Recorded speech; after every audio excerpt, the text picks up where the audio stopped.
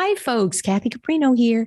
I'm excited to share with you that I'll be giving a new free career growth webinar on January 19th at noon Eastern called Fast Track to Career Bliss, how you can design, create, and implement your ultimate career this year. If you're a professional wanting to change directions quickly and seamlessly to a better, happier career, or improve where you are today, and you want to do that in the shortest amount of time possible without costly mistakes, this training will be extremely valuable for you. You'll be taught a powerful, proven step-by-step process to boosting and transforming your career, even if you feel very stuck and confused about what you want next. And you'll learn what's in the way of so many people's career happiness and success that they don't even know is impacting them. There's also a live Q&A segment at the end where I'll be taking career questions and giving live coaching help right on the call. So join me January 19th at noon Eastern and register even if you can't make it live. All registrants will receive an email after the event with the video replay and training slides. Visit kathycaprino.com/fasttrackwinter 2022 and register now. I hope to see you there. Hello, everybody. Welcome to another episode of Finding Brave. I am so excited today to have a wonderful guest who I actually have not met before, which is unusual on this show, but I know we're meant to actually connect.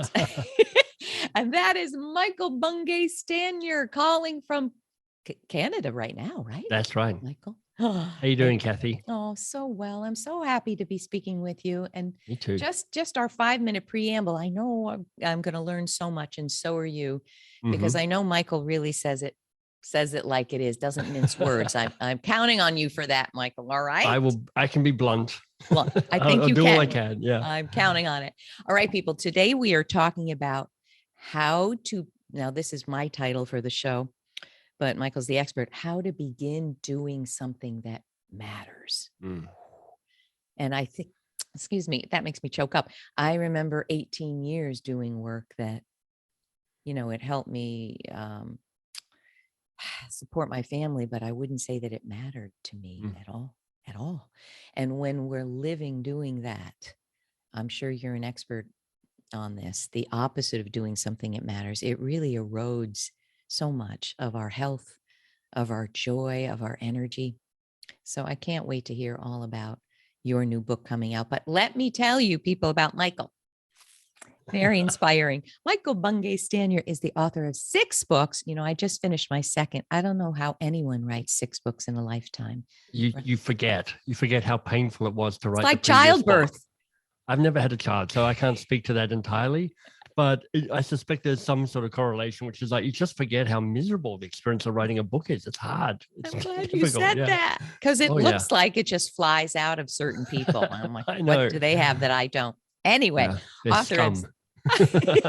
we don't like people who make it look too easy. No, we I'm don't talk to them. resentful already. Don't invite them on your show for sure. Like Dory Clark, she makes writing books look easy. She's like, okay, I'm going to write a book now and then. Dory, we love you. You're so prolific and you're such an inspiring person. That's how I know you. Okay, author of 6 books, which between them have sold more than 1 million copies, and you're best known for The Coaching Habit, the best-selling coaching book of the century. That's something I don't say too often, and already a recognized classic. Michael is the founder of Box of Crayons, a learning and development company that helps organizations transform from advice-driven to curiosity-led. He is also the founder of MBS.works, helping people be a force for good. His new book, this is what we're talking about, How to Begin, helps people be more ambitious for themselves and for the world. Michael was a Rhodes Scholar and plays the ukulele. You say you play it badly. I don't believe that. Maybe you'll whip it out for us right there. And you are Michael's an Australian living in Toronto. Welcome, Michael. Kathy, I'm glad to be here. Thanks. All right. Now, can we dig in on something right before we talk about how to begin? Yeah. Since you wrote the darn, coaching book of the century. Right. Can I ask your opinion about a few things about coaching? I feel this is going to be a juicy conversation. Yes. I'll try to keep it to 5 minutes. All right. I am going to be really transparent, people. I don't know that I've ever even said these words out loud, but I mean, to an audience, but I see something happening with the coaching industry that makes me very angry, which is people will hang their shingle saying they're a coach with, we were laughing, maybe a day of training. And that infuriates me and makes me just so angry, because I believe mastery is important in any field. I mean, would you call yourself a plumber if you'd never done any work, or a lawyer or a financial consultant? Number two, I think that another thing that makes me angry is how coaching is trained when you are trained. And one fellow I spoke to said the following, which I couldn't disagree more with. Number one, it's all in the questions you ask. And I don't think it's all in the, what are you going to do when you get the answer is it's also important, right? But also one person said, we are taught as coaches that if you're talking about the past, that's therapy. Right. And you never want to do that. And number three, you never give advice, ever. You stay out of it. I'm so vehemently against these three things. But Michael, you're really far more of an expert on the coaching industry. Can you tell me your overall thoughts on those things? Well, let me start by saying that part of why I wrote The Coaching Habit was an attempt to unweird coaching and make it more accessible to more people. Because I think one of the things that coaching does right from the start is it makes it a kind of a bit of a black box woo-woo thing, which is like, have you come in and have you done the requisite stuff? And have you been, anointed in a way to become a coach? And you know what that's about? And honestly, for me, there's an essence of coaching, which is, can you stay curious a little bit longer? Can you rush to action and advice giving a little bit more slowly? And I think that already lays the platform to answer some of these questions. So it is true that coaching is basically an unregulated industry. So you don't even need a day's training. Like there's lots of people who, for instance, finish an executive career and they're like, okay, I've been an executive for 20 years. I'll just call myself a coach now. And they don't do any training. They just kind of change their title. And they believe they're a great coach. And they just think they are. That's the danger, is that they believe they're a great coach. And I think there is a lot of kind of mediocrity in the industry because there is no barrier to entry. So it's easy to be a pretty average coach and tick along okay. So that is not that great for coaching in general and specific clients in particular.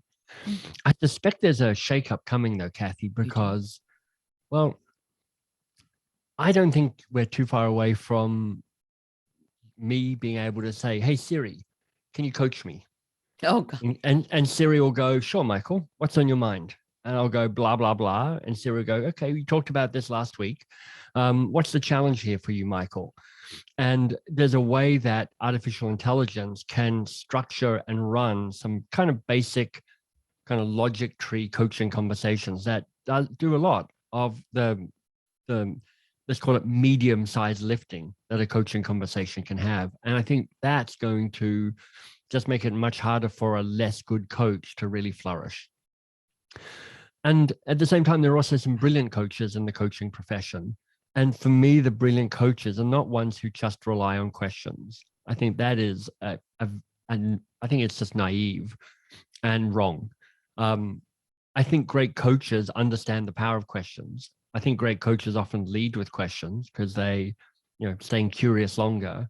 But part of why people would hire you if you're a coach is you've seen stuff and you've done stuff and you know stuff. And it's kind of rude to not share what you think could best be of service to that client. The nuance though, Kathy, is I think, or at least my opinion around this is, you've also got to have a degree of skepticism about your own wisdom and your own experience. So like, let me offer some opinions up. Let me give you some ideas. Maybe this tool will be helpful. But it's less to think that you're the voice of authority and you're the voice of guidance. Oh, I couldn't agree more with anything, every word. Yeah. The third thing is around just therapy, because I know, you've got experience in that. Mm-hmm.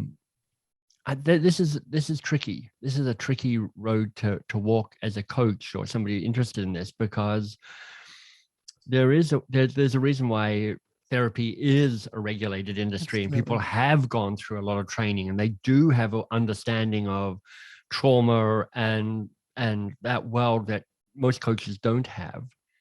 And the danger, I think, is most coaches don't know what they don't know around that, and they don't really know when they might be flirting with areas that where they're out of their depth. You're right. And I don't do a lot of coaching myself. I'm more about kind of trying to teach the skills of coaching. But I've always felt that I'm not quite sure how to manage that myself, because I'm like, if I find myself on the shore of that lake, what do I do from here? How do I go from there? But a I big love that. part of it is to remain aware of to be humble, really, to be kind of conscious of your own limitations, and to be conscious that you are in the end in service to the person that you're working with and what would be most useful for them. And it's just so beautiful.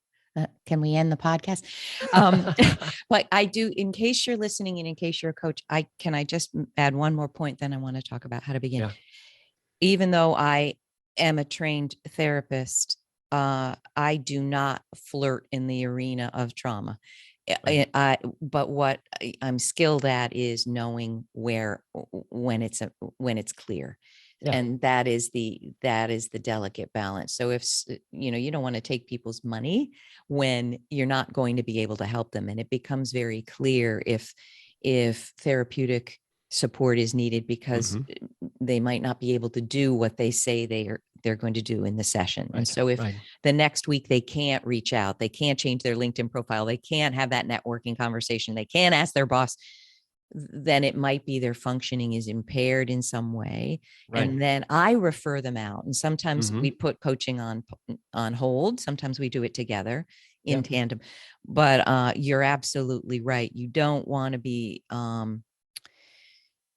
stirring a pot where you're actually not equipped to support them through the emotions that arise and the challenges. Exactly. And so the hubris has to go away. You have to understand you're not everything to everyone and can't be and shouldn't be, right? Yeah. And the hubris is often, I suspect, anxiety around trying to add value, anxiety around going, look, I'm not sure if I had all the training, so maybe I'll bluster and maybe I'll push hard through it, and maybe we'll skate over this thin ice without people noticing.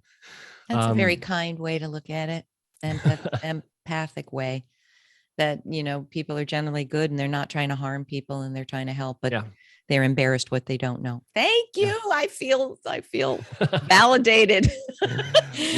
Which is a great coach. You are. All right, my dear. Thank you for letting me ask that. That means the world. My pleasure. Now, let us start with why your sixth book was about how to begin.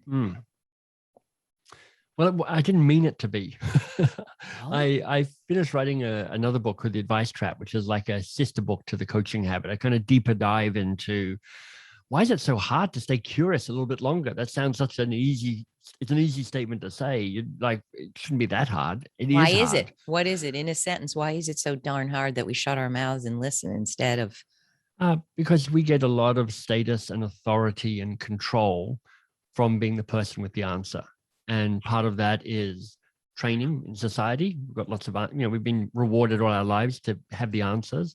And it's just partly a wiring. It's a very human construct, which is like being the person with the answers creates more certainty, and our primitive brain likes certainty. Asking questions, as powerful as it is actually less certain, more ambiguous, is a transfer of power.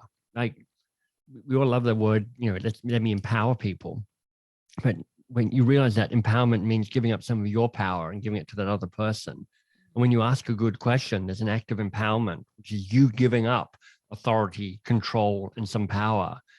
And naturally, there's a way like, I don't know if I really want to do that. I quite like authority, control, and power. Why would I give that up? So I think that's part of the deeper resistance. And I was like, okay, I want to dig even deeper into change and how we change our behavior. So I wrote a first draft of this book, Kathy, sent it out to some friends. And my friend Misha, my blunt friend Misha, wrote back and went, look, I've read 40 pages of this. It's nonsense. I don't even know what your book is about. It's hopeless. I was like, oh my God. Crap. Because, speaking of people who write books easily, I was like, I've written books, so I'm not overly intimidated by it, but turns out your first draft is always a bit crappy. So I was wandering through the rubble of this first draft of a book, and one sentence kind of still held true, and it was, we unlock our greatness by taking on the hard things. I'm like, okay, so that feels like it's it feels like it's essential. It feels like it's important. And so the second and future drafts of this book kind of got built up around this idea of, I want people to be ambitious for themselves and for the world. I want them to be the best version of themselves, but I also want them to contribute to a better world. And if I'm thinking to myself, how do I do my best to have the impact I hope for in the world, is to try and give people tools that will bring forth their best and encourage them to be brave and courageous to take on worthy goals, projects that are worth pursuing. How fascinating. And I've got to go back to something you said that I don't think I've ever realized, which is back to the idea that when you are asking a question, you are handing over your power. But what you've struck me with is, I think that's the essence of relationships and coaching in that. Right. And why my own clients leave the first session feeling like a different person. I think because it's so rare that people actually do it. Yeah. Yeah. And not only ask the question, but you're then, the expert listen. Oh, go ahead. Listen to the answer, because that's also that's the other part of the magic, which is like, I've asked a really powerful question and then I've shut up and I've let you talk and I've really listened to what you're saying. People are like, wow, I can't really remember when that was last done for me. So it's a transformative effect. Yeah. Because you're seeing, it's that, if you Martin Buber's philosophy, or an I it or I thou relationships. I it, when you're kind of, you see the other person more objectively. I thou, which is when you see them in their wholeness. In a great moment when you ask a question and you listen to them completely, you have an I thou relationship, and that's precious and rare. Oh, how beautiful. Now back to, I'm dying to know one thing here. You obviously have a prodigious mind and a curious mind, and you were a Rhodes Scholar. I don't know many Rhodes Scholars. Can I just ask, this is the therapist in me, what was your childhood like, and what did the Rhodes Scholarship experience make you more curious? Do you mind me knowing that? Oh dear, good grief. So sorry. That's all right. Oh no. There we go. My phone's off and I just hung up on that person. Good grief. That's how much you matter to me. I appreciate that. Do you want to re-ask? I'll call you back later. Do you want to ask the question again, or should I just carry on? I will ask the question again, but my wonderful editor will do what he wants with it. I am so interested in looking at what's obviously a curious mind, and that you see things slightly differently, I think. I would love to know a little bit of your childhood and a little bit of the Rhodes Scholar experience. Did that inform how you see the world? So I had a pretty fantastic childhood. Like, I was really... In Australia, right? In Australia, yeah. So I'm the eldest of 3 boys. My mum and dad were married for 53 years. My dad just died a couple of months ago, but they had a really strong, loving relationship of equals. My dad was always a contributor to the household and the like. Yeah. Honestly, they spent their whole life being kind of surprised about who I was. They're like, who the hell are you? Because they were hardworking. They were people of service. They were modest. And I was always a kind of show off. Like, at 3, I'd go up to strangers and go, hi, my name's Michael. I can hop. Do you want to see me hop? And honestly, I'm basically still doing that. It's just slightly more sophisticated, but it's not that much more sophisticated. So I can hop. My dad is English, and my dad is in many ways the most significant role model in my life, as a man of integrity and a man of service and gentleness as well. And he's British. He emigrated out to Australia. He grew up in Oxford. His dad was the headmaster of Magdalen College School, a high school there in Oxford. So at the age of 14, one of my teachers asked me, what did I want to do when I, left high school? And I went, well, I think I want to go to Oxford University because that's where my dad went. He was a local Oxford boy. He went to Oxford. And so Mr. Lennox said, well, you'll need to be a Rhodes Scholar.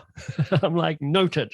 I don't know what that means, but I'll just try and be a Rhodes Scholar then. And so a seed was planted then. And it helped me in some ways claim an authority around going, what, given choices, what choice would take me closer to being considered to be a Rhodes Scholar? So I ended up, doesn't matter what I ended up doing. I did stuff that helped with that. I And applied to be a what Rhodes. is the definition of being a Rhodes Scholar then? Well, you need to kind of be a high performing person across a range of different things. So you need to be academically strong. You need to have a service element to what you do. You need to show leadership. Exactly. You need to be good at sports. I mean, this was set up by Cecil Rhodes, who Rhodesia was named after before it became Zimbabwe. He's a classic imperialist in many ways. It kind of exploited the countries, but set up this legacy of leadership. Wow, I didn't know. So, Okay. so it's hard to know where the wiring comes from, because I'm wired in a way that is I've always been self-confident. I've always had a willingness to kind of zag when other people zig. I mean, as an example, this may be more information than you want, but applying for the Rhodes Scholarship, I was in the short list of, I don't know, 10 people, men and women. And everybody showed up for the day of interviews and stuff, all wearing blue suits and white shirts and red ties or pearls or whatever it might be. And I showed up with long blonde hair, multiple piercings, a tie-dyed pink tie, and I was like, I'm kind of taking a gamble that I need to be a bit different to be selected for this. And so that wasn't your normal way of dressing. That was kind of my normal way of dressing. Like I used to make my own clothes and stuff. So I always had a degree of I don't know. It's this tension, which is always the interesting thing, which is like wanting to succeed within the system, but also never wanting to be part of the system, to kind of be bucking against it, which is why the MBS.works, my new business, which is helping people be a force for change. It has at its heart helping people go, how do you change the system and the world around you? How do you disrupt the status quo? Because it's essentially a very deep value for me. Oh, how fascinating. See, people, it's always what I say, we are what our childhood taught us to be unless we unlearned it. That's what I see. Yeah. Or healed it or whatever. All right. Thank you for explaining that. Now, tell us about what is at the heart of how to begin. How do we do the thing that matters? What is in the way? I mean, this is hours we could take, but it is. Well, it kind of builds up. I mean, it builds up from this idea we've already talked about, which is we unlock our greatness by taking on the hard things. I'm like, okay, so that's interesting. How do we do that? But then I'm like, okay, so the next step up is how do I help people be ambitious for themselves and for the world? Because there's any number of reasons, whether it's just age or privilege or where you are in this world, where you may have stepped away from your ambition, kind of resigned yourself to the life you've got and the way things are unfolding. So how do I help people with that? And so the practical version of that is to go, how do you set a worthy goal, a goal that is thrilling and important and daunting? And those three elements are all kind of equally important in my mind. Thrilling is kind of what lights you up, kind of gets you excited, makes you rub your hands and go, yeah, that sounds amazing. And it's also an antidote against obligation. Because you know how society and ourselves as well, we create obligations. I should be doing this by now. I ought to be doing this. And thrilling allows you just to own what gets you super excited. Important is about serving the world. How do you make a contribution? So it's not just, the worst of self-development. Sometimes the worst of coaching is it's all just me, and me expressing my inner self. And I'm like, look, I don't have time for that if that's all it is, because we're like, you're part of a bigger scheme here. You've got to be serving the world. You've got to be giving more to the world than you take. So that's important. I need you to repeat that. I was sitting here thinking, do you think a worthy goal has to be that you're ambitious for yourself plus the world? You answered it. Can you repeat that? I don't have time if it's just. If it's just Me. self-indulgent and it's just the kind of me thing, I'm like, you know what? There's plenty of people teaching that, which is like, follow the secret and manifest your mansion in your car. And I'm like, that's not the world I want. I want a better world. And I want people going, how do I give more to the world than I take? That's a phrase from a woman called Jacqueline Novogratz, who wrote a book called A Manifesto for a Moral Revolution. I love it. Give more to the world than you take. And then daunting is important because that's where growth is. That's when you step out to the edge of your confidence and your competence and your sense of who you are now to give yourself a chance to become the next best version of yourself. Because, you know, the literature around adult development is we kind of move up steps within a stage and then we leap to the next stage of development. And I want people to be moving up those steps and I want them to be leaping to the next stage, because the more evolved we are, the better versions of we are, the better our world is. So that's the triumvirate that make up the worthy goal: thrilling and important and daunting. I have to ask you this, if I could. Again, it's like you're over for dinner. You probably don't know this, but the book that I just wrote is on the 7 damaging power gaps that keep us from thriving. Oh, that's And interesting. that I want to ask you this. There's a lot of coaches and a lot of helpers and empowerers who look at strengths and look at where you already are and believe that you can build on that and get where you want. I don't see it like that. If we could build on those strengths and not do other things, we would be. Yeah. What I see, what I'm looking at are what are the gaps? And that is what's on my radar. And I see power gaps in everyone. I mean, I've interviewed Pulitzer Prize winners, millionaires. We all have them. 98% of women working today and 90% of the men I've studied. But what I'm looking at is, where are you gapped in how you look at yourself, how you speak, your ability to connect with others? Do you stand up for mistreatment? Can I ask you, I know it's a tough question, but in the work that you do in how to begin and helping people to have a worthy goal, do you also look at where they're gapped in doing that and help them close that? I not directly, but if I touch on it at all, I'd say I touch on it in the last bit of the book. So the first part of the book is setting the worthy goal, and you go through a process to kind of find and refine and redraft your worthy goal, because first draft is always a bit crappy. So you need to kind of work it and interrogate your worthy goal so you really figure out whether it's up for it. The second section of the book is around understanding what it means to commit. So how do you understand the prizes and punishments of doing this, also the prizes and punishments of not doing it, so you have a more nuanced, complete understanding it. What might you gain and what will you lose should you take this on? And then the third section is crossing the threshold, because I'm just trying to get people started. I can't take them to the end of the journey because the journey will evolve and change, but can I get them across the threshold and taking the first steps? And one of the exercises in that third section is, do you understand who you're traveling with? Because you can't really do this alone. And what I draw on here is kind of Native American tradition and kind of calling in the directions.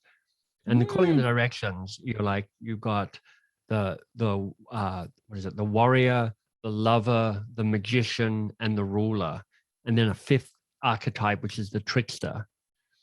And I suspect, I'm just guessing, Kathy, but I suspect there's a way to understand where you're gapped against those archetypes, to sort of understand where do you need to rebuild those strengths within yourself, and where may you lean on others to help you be more complete in terms of where those strengths may be. Because I imagine it's with different contexts, different places, but there are times where you're like, you know what, I could do with a little more fierceness, a little more boundaryness. So I need to call on a warrior. So is that something within me, or is that somebody in my corner to help me out? Other times you're like, look, I just don't know what the hell's going on. I need a little more knowledge. So you may want to call on the magician strength here to like, okay, is that more me? Is that people in my corner? So maybe there's something there. I love it. Oh, let's map the two and see what let's I'm combine. sure there's a really interesting overlap there. Yeah. I love that. Two more things, then I've got to let you go. You talk about being at the threshold of the goal. Can you explain that? Well, I'll speak for myself. I've had plenty of brilliant ideas that I've never acted upon because I come up to the threshold of what it means to actually take the first steps forward, and I lose my nerve, or I get distracted, or other things pull me away from it. And I want people to understand, and they'll feel it, which is like, if you've found a worthy goal, it's no small thing to get moving on it.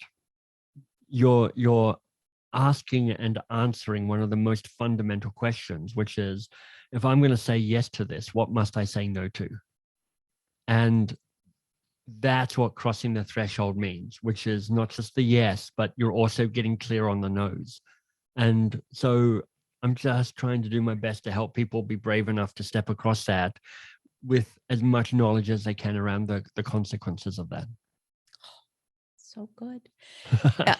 Two things. It's going to be two more things for another hour. Okay. No. Oh, where did it go? I had such a question for you. Here's what it is. There's a Buddhist belief that you'll suffer when you overly attach to a particular outcome. I know, I bet you live and breathe this, but I struggle with this. And I want to ask you how this fits in.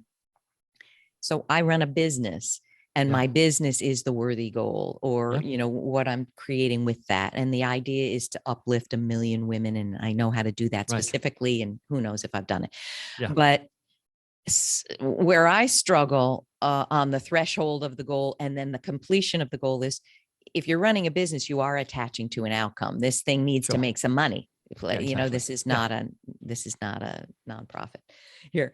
Although I have a, philanthropic vision, but what I struggle with is I will get to that goal. I'll give up a lot. I'll leave it all laying on the ground.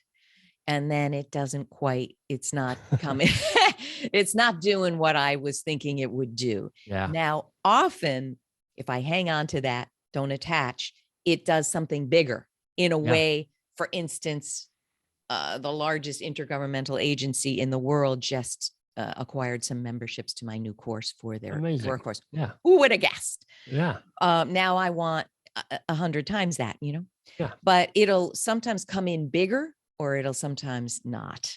Can you talk about we want to talk about how to stay brave pursuing it, but how do you suggest staying brave after you've completed it and it doesn't look like what you hoped? Well, I feel you've answered the question in the way you were talking about it then, which is I think of two things. First of all, how you hold what success looks like really matters. And this isn't my metaphor, it's somebody else's, but it's like holding a little bird. Like, you need to have a degree of firmness around it, but you need to have a degree of lightness around it as well. Too loose, too tight, kind of ends in tears. So how do you hold it lightly? Oh, that's beautiful. I think the second thing is to understand what a minimum of success might be. Like, what's necessary success? Like, if you're running a business, there is a degree of revenue and profit that you need to create, or else you just have to fire people or not eat or not do the things that you need to do. So what's minimum success look like? But you're allowed to also dream about what big success looks like as well. And again, I don't mean this to be universal, because I'm just trying to project from my own experiences. So two other things. I've got your trick now, which I just keep saying two more things. The first is to try and do a better job at actually celebrating when I do achieve something, because there's a way that you can be ambitious. I'm going to project that this might be you too, Kathy, where you're like, yep, did that, but I'm on to the next thing. It's not enough for me to get 5 people from the world's largest intergovernmental agency. I need 105. So you're like, you haven't even stopped and gone, this is amazing. Like, what have I done? What have I created that's allowed these people to find me and show up and buy this? What have I given? What have I built? Who have I enabled? Who have I empowered? And just to have that moment around that. But then, and now I've also done what you've done, which is like, I can't quite remember what my stunning final denouement point was going to be. It's like celebrating it and we were talking I about can't not remember. attaching. How do Yeah. we? So first of all, stop and celebrate what you have done, which I'm pretty Yeah. terrible at, even though I Yeah. see that in other people. Yeah, exactly. Michael, you haven't stopped for a minute, and here I am Yeah. racing off. Yeah, I do that 100%. too. Any other But things we need to know to not attach, but yet to achieve? I mean, we're not doing this for the yeah, so sheer fun of it. the final point, so you've helped me remember, thank you. Good. The final point was to understand that often what has happened is an experiment, and what you're doing is collecting data, and the data is useful regardless of what happened. So in the Coaching Habit book, the last question in the book of the 7 in that is the learning question, and it's a suggestion that at the end of an experience, the end of a conversation, you go, what was most useful or most valuable here for you? So when you have this moment, you're like, okay, so that worked really well, or that failed utterly. You go, so what was most useful here? What was most valuable here? And you stay open to what you're learning. And what this is actually a connection to is going, look, it's just a journey. There's the whole idea of getting somewhere.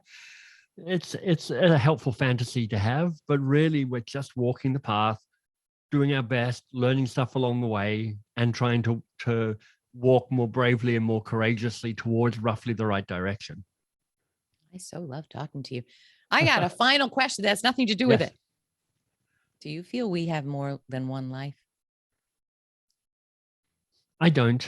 Like, I'm a hardcore atheist. So for me, I'm like, this is it. Tiny blip of light, and there's like long stretches of darkness on either side of that.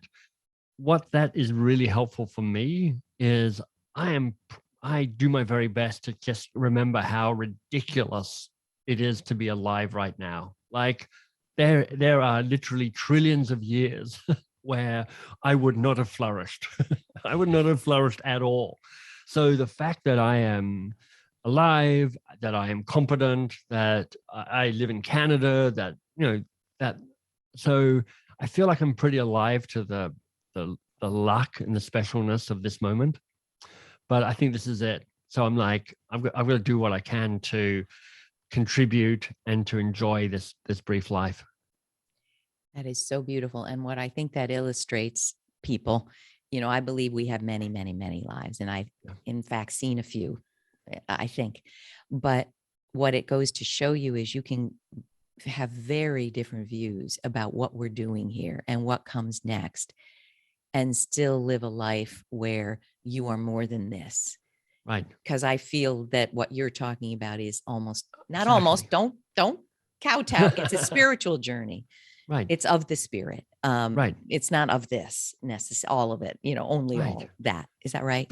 Well, for me, so this is interesting. I mean, atheist, bit wary of the woo-woo spirituality, but a spirituality that understands that spirituality is connection and service to a bigger thing.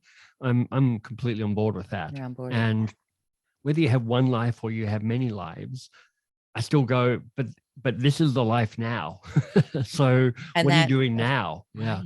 And even if you have 10,000 more, if you blow this one, you're not moving as fast forward as you could be, exactly. In the biggest way we could. Oh, any last words on how to begin? Yeah, I would say the best thing to do is take 1 or 2 brave steps towards something. It's sometimes listening to somebody like me going on about worthy goals and the like, you can actually feel a bit intimidating and a bit kind of, I'm not sure that's for me. It sounds like it's for people who are, better resourced or younger or older or more activist or whatever. Those sorts of reasons that you can exclude yourself from this conversation. And I hope you don't. I hope you go, look, just take a step towards this and sit with the idea of what would it mean for you to take on a worthy goal, become the best version of yourself, unlock your greatness by taking on the hard things. Because I'm asking not just for you, I'm asking for me and my world, because it's a chance for all of us to live a better life. And we need it. We need each of us. Where do we, I could talk to you for hours, Michael. Maybe we will. I'll come to Toronto. Where do we get your book? Where do we learn about you? Where do we just soak up all your delicious training? Where do we get it? Thank you. Yeah. So the book is at howtobegin.com. Oh, and if you want, so that's a nice, easy. URL to remember. And if you want more about me, my website is mbs.works. mbs.works. That's it. I can't thank you enough. You know, this is why I love doing Finding Brave. It's the most rewarding thing. It's a master class in life, you know, and you just set me forward 10 courses. Thank you for taking the time, Michael. People, we want to hear from you. Do you have a goal? Read the book, first of all. Don't miss it. How do we even vet out a worthy goal? Michael talks all about that. Read the book, which has just come out this week when you hear this. And then please let us know. Please reach out. It's we're everywhere here. I'm on LinkedIn, Facebook, Instagram, Twitter, wherever you see this. Write a question. I have a feeling, Michael, I don't know how busy you are right now in your launch, but some one of us will do our best to respond. For sure. Would that happen? That would be for sure. We'll keep an eye out for that. Yeah. Thank you. And I would love to hear from you. What did you get from this? Literally, I have to go take a nap a little bit, which means my energy's been shifted. Where has your energy been shifted? What have you learned? We'd love to hear. Thank you, everyone. And thank you again, Michael. And have a wonderful Brave week. Hi, Kathy here, and I wanted to share some information about my new digital newsletter, Your Path to Career Bliss. This monthly newsletter explores one key career, leadership, or personal growth topic that is essential for building a happier, more successful career or business.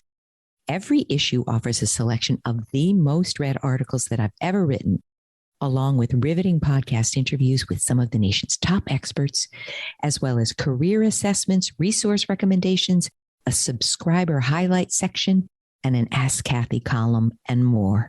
We've made it as affordable as possible with 2 tiers to choose from, and the first month is completely free, and you can cancel at any time. I hope you'll join me in this program now. Check it out at kathycaprino.com/newsletter and get your free issue today. Thank you, and here's to your path to career bliss. Thanks so much for joining us today. And please don't forget to check out findingbrave.org for more programs, resources, and tips. And tune in next time for your weekly dose of Finding Brave.